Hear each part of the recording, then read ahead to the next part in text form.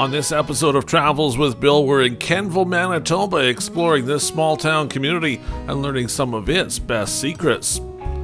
It was the early 1870s when the Swan River Valley was set to be home to the Trans-Canada Railway. The line was surveyed, trees were cut, a telegraph line was installed, and then disaster. The CP main line was moved south. It was almost 30 years later when the railway reached Cowan and the valley opened for settlement.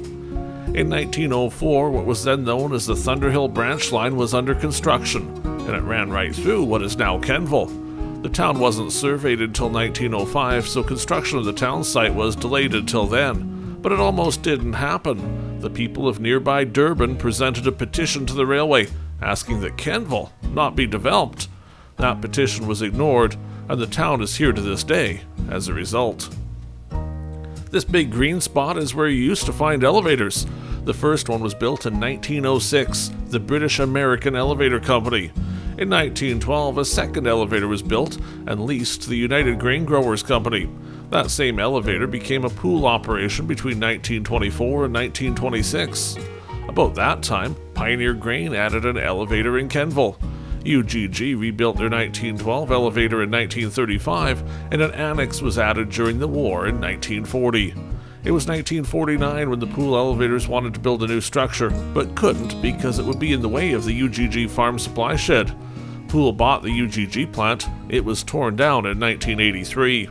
The pool elevator was demolished in the summer of 1999.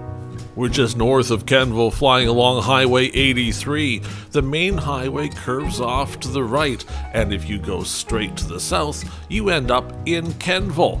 We're about to cross the rail line, and that's where those elevators were located, but the town itself was just across the tracks on Main Street. Kenville was much bigger back in the day, with stores, a hotel, a gas station, garage, and much more. That included at least one farm equipment dealership. The hotel in Kenville was built in 1906, about the same time the British American elevator was being built. Workers stayed at the hotel during the construction of the elevator and the train station. The hotel never featured a beer parlor, but the story of the hotel's end is what's truly remarkable. The hotel burned, and kids decided to search for what was left. They found the cash register, but there was little in it. Rumor, though, was that money may have been hidden in the manager's bedroom. The basement had a large cistern, and the young chaps decided to check inside it. Soon, one was lowered down. He discovered a molten mass of metal. The metal was quickly passed to the lads above, who rushed it to the bank across the street. The bank weighed it and accepted it as currency. But they'd left the one kid in the cistern the whole time. He kept looking and found more burned money. That led to some big spending for a few days. Years later, the cistern was filled in and a garage built on the site. All that remains of the hotel now is the story of the found money. Below us now is the old school grounds. It was November 1906 when Kenville School District was organized. This old photo is undated but shows the school on this site years ago. In 1967, the school became part of the Swan Valley School Division. It was closed in June 1975. A monument was erected in 1977 to former students, teachers, and pioneers of the area. Just to the bottom of the image, you can see the Kenville United Church and its Labyrinth. Locals are used to seeing it now, but maybe you don't realize how unique it is. The next closest labyrinth is over 200 kilometers away. It was August 5th, 2017 when the Labyrinth was inaugurated. 13 men, women, and children gathered that day to walk the path. Each was asked to hold a thought, concern, or question in their mind as they walked. The experience can be rather religious, with inspiration coming from God as the walker approaches the middle. The Labyrinth is open in the summer for you to drop by and participate yourself. We're flying west now through Kenville and we're approaching the end. We're about to turn and come back along Highway 83 and in fact along the railway track and Railway Avenue. There's some trees in Kenville, which means you can often spot some wildlife here, whether it be jumpers or rabbits or maybe something a little more exotic like a coyote or a fox. They live in those trees. The highway travels around Kenville now, but that hasn't always been the case. In fact, the highway isn't always in the best of shape. As it goes around the curve here at Kenville, there's a spot where the road continues to slide. It hasn't moved a lot in the last few years, but it wasn't too long ago when the road was moving and had to be graded almost daily to keep it flat. If you go back far enough, the road was closed for a while when it all but slid away and traffic had to go through Kenville while the crews repaired the highway. Like many small communities, Kenville doesn't have all of the infrastructure you'd find at a big city. There's no municipal water system here, and there's no town sewer either. But in the summer of 2022, high-speed fiber optic internet is being installed in the community, meaning those that live in Kenville can surf the web the same as their cousins in the city. Now, I'm a big believer that all good stories need a train, so let's pause summer for a moment and jump to winter as we find a train at the crossing down below. We're coming in off Highway 83 up the hill and into Kenville as we meet the train at the crossing. You'll notice the crossing is marked for 2 tracks. Well, that main track has the train on it now. The other track is the old siding that used to serve the elevators. It's still here, but not well used. Crews can set equipment out onto the siding if they need. Our train today is hauling Louisiana Pacific product from their plant near Manitoba.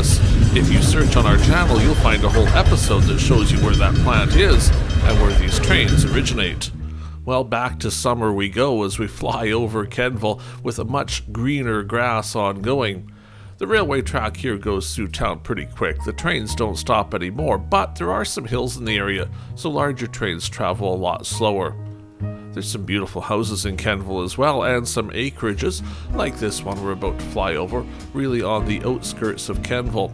Kenville's surrounded by farmland, and it's some of the best farmland in Manitoba. Farmers, of course, now can simply load a truck and take it to the nearest elevator, which has become quite a distance from Kenville. Some drive the truck many miles to Yorkton, Saskatchewan to unload. But what did farmers do back in the day before elevators were here? What was called the carload system. A farmer would order a boxcar with the help of neighbors and friends. They would have the boxcar delivered to Kenville and placed on the siding. Then, with the help of those neighbors and friends, deliver grain and load the boxcar in the space of a couple days. Grain was generally placed in bags, loaded onto sleighs, and delivered to the boxcar, where the bags were emptied by hand. A number of people would load, haul, and unload together. Grain could be weighed at the scale house, which was across the street from the McCormick store. A charge of 25 cents was levied for the use of the scale, and you paid at the store. We're making a second loop of Kenville now. To the far right is the community hall, and immediately below us is the curling rink for the community. A small playground is there as well. The curling rink has been used as a skating rink as of late, and community members love to go skating indoors. On the left-hand side of the screen is the old municipal building. It was a shed used for housing maintenance equipment. It's privately owned now. Kenville is part of the municipality of Swan Valley West. Prior to amalgamation, Kenville was part of the RM of Swan River. Kenville is represented as Ward 3 in Swan Valley West, and the Ward 3 councillor is, well, yours truly. I actually represent Kenville. I was elected back in 2018, and it's been my privilege to be part of the community as I represent it at council meetings. You know, it's almost possible that Kenville never would have been called Kenville. It was December 8, 1905, when the steel finally reached the town site on the railway.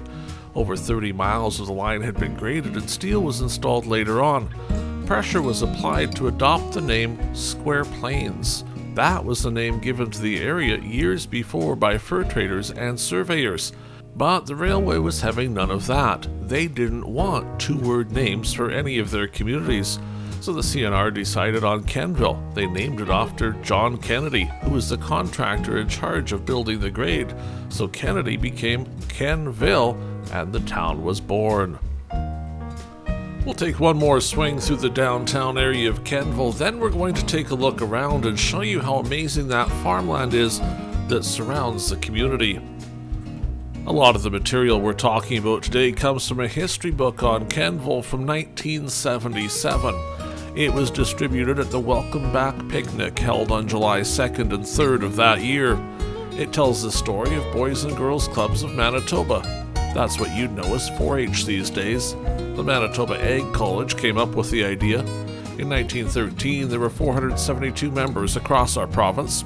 It seems Kenville, an area, was involved fairly early. In May of 1916, minutes of the Ruby School resolved that the children be equipped with gardening materials and a fence be provided for the gardens. Around 1918, there is an account of those gardens. Each plot was 8 foot square with a walkway between.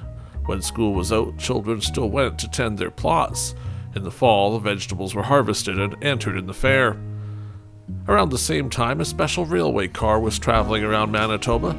It was equipped to show women how to preserve food in sealers. By 1922, the Swine Club was active in the area, with weanling pigs being kept in 12-foot square pens. The pens were moved around each day, but the pigs dined mostly on boiled potatoes and milk. The pigs were shown at a fair in Kenville, and Alice Hogg won first place. The pigs were shipped by rail and fetched 1 cent over market price. Maybe the best 4-H story comes from 1938, however. It was Achievement Night at Harlington School. That's a district just down the road from Kenville. A storm was brewing, and during the event, lightning hit the bell on the top of the school. Well, a hasty exit was made by all. We're looking at the Swan River Valley as seen from Kenville.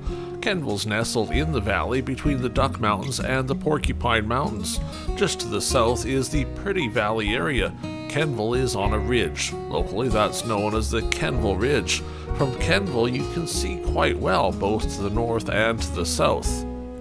These days, you find most shopping and amenities in Swan River. That's a community to the north of Kenville along Highway 83. If you travel south on Highway 83, you pass by the community of Durban. Those are the folks that didn't want Kenville to exist, and then you end up in Bonito. There's shopping there as well. You'll find some looking at Bonito, also on Travels with Bill. When you look around the area at Kenville and see the crops, it starts to become so clear why this is a popular area. The amazing farmland yields well each year, and locals here say a crop failure is rarely, if ever, had. Have you subscribed to Travels with Bill? We'd love to have you as a subscriber of the channel. We're traveling across Canada showing you very interesting things, like the history of Kenville, but so much more too. From trains to history to current events, you'll find it all on the Travels with Bill channel. When you subscribe, you'll make sure to see each episode when it comes out. Plus, you'll help us bring more episodes to you. While you're at it, why not click the like button on this video to let everyone know you've been enjoying the history of Kenville. Well, we're going to keep flying around Kenville for another minute or two and see those fields of canola, wheat, and oats stretch for miles. That does it for this episode, though. So thanks for watching, and farewell from Kenville, Manitoba. We'll see you next time on Travels with Bill.